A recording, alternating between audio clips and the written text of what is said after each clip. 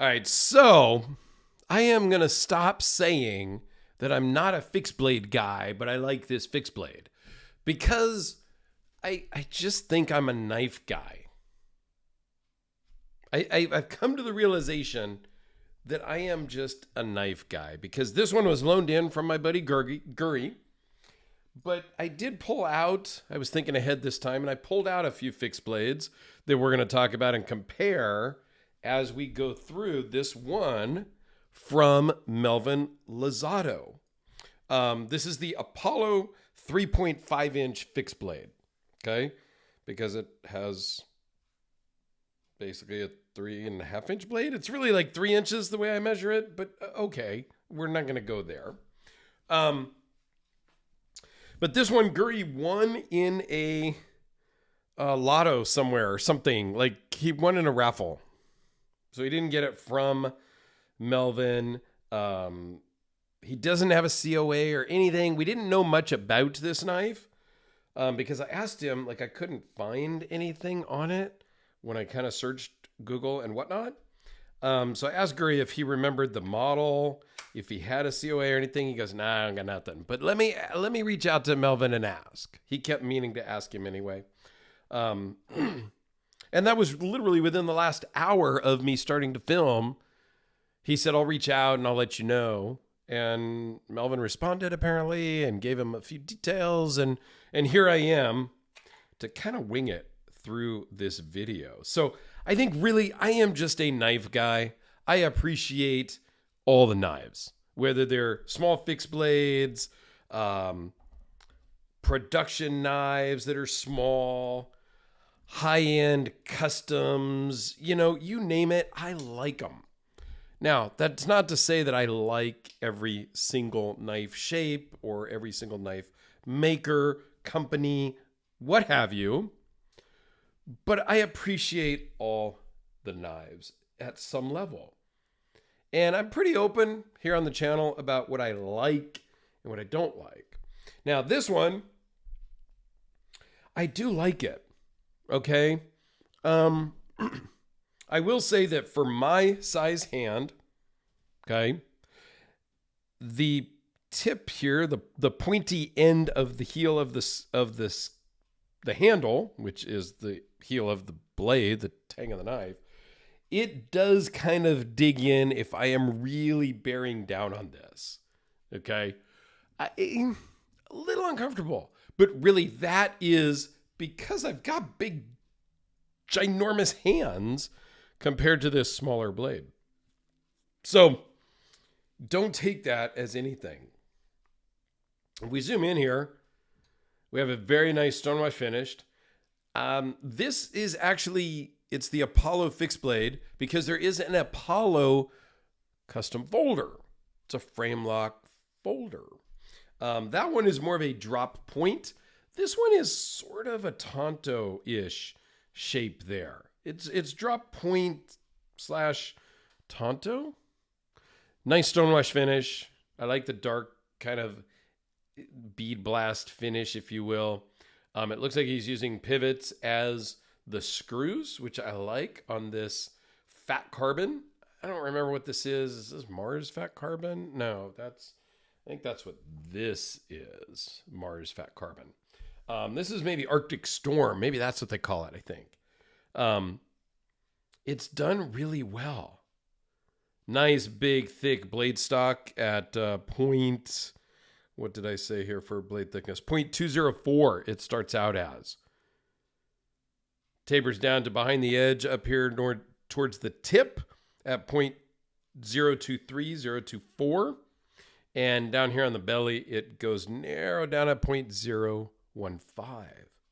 So this is going to do some really good work. It's a nice hollow grind. And it looks really good. It looks like a user. You're not going to be worried about using this because of that stonewash type finish, right? The sheath, there is no clip or anything. So it is your dealer's choice, if you will. I love the little thumb ramp here. That works really well to help just pop that sheath off and get to work. I really kind of like this one. I wish maybe I would want one for me, maybe the 4-inch, you know, just because then it would be a little bit bigger, I think, the handle, and it wouldn't have an issue with my palm. Okay. So now I brought out a few other fixed blades. Oh, let me give you some specs on this overall. I totally forgot.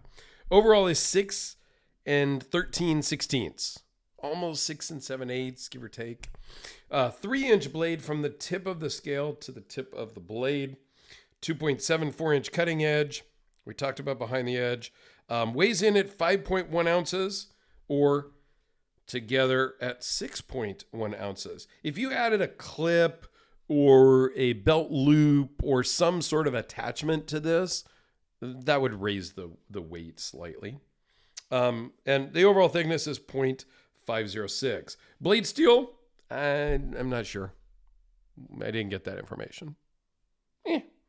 Depending on when this video airs, I might put that in the description because Melvin is actually making a certificate of authenticity for Guri and going to ship it to him. So maybe there'll be some more details. We'll see. Okay. But I did bring out a couple of others just because even though I claimed to not be a fixed blade guy, I have amassed several fixed blades over the last couple of years in my personal collection. So this is a Red Horse Knife Works mini Hellraiser fixed blade. One of the custom ones that Ed Kim did. He only made a few of these recently. These are like the last ones he was making. And I had to dive in on it. Okay.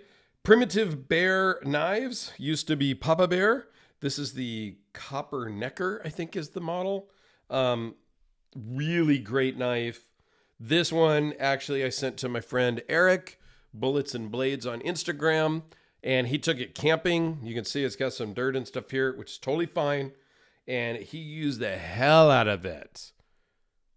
Feather sticking, doing just like kitchen stuff. Like he used it a lot and he really liked it.